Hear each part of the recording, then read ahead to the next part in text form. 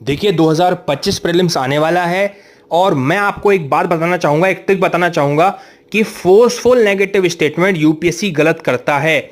चाहे कोचिंग वाले इसका आंसर सही दे दें, इवन इंटरनेट पर भी सही लिखा है। इसका देखिए सबसे बड़ा सबूत है 2023 का ये क्वेश्चन। इसका देखिए थर्ड स्टेटमेंट पढ़िए कि there is no known safe level of exposure to mercury.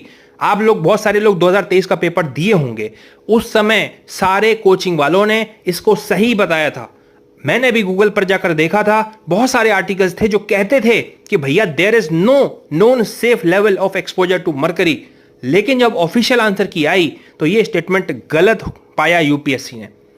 अब बहुत सारे कोचिंग वालों का तो ये सही था। तो कहने का मतलब है कि यूपीएससी का एग्जामिनर जब भी फोर्सफुली नेगेटिव स्टेटमेंट दे, वो साफ साफ कैटेगोरिकली कह रहा है, आउटराइटली कह रहा है there is no known safe level of exposure to mercury. आप इसको गलत मान सकते हैं। क्यों कह रहा हूं मैं ऐसा?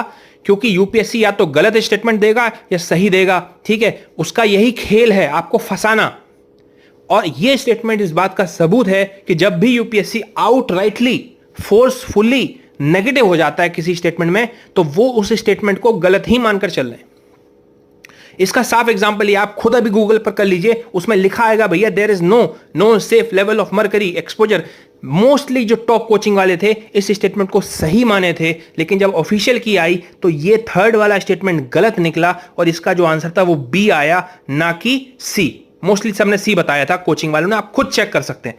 तो 2025 के लिए मेरी सलाह यह है कि जब आपका नॉलेज और लॉजिक ना लगे और आपको बहुत ही आउटराइटली फोर्सफुली नेगेटिव स्टेटमेंट दिखे जो कह रहा है देयर इज नो, तो आप इसको गलत मान सकते हैं।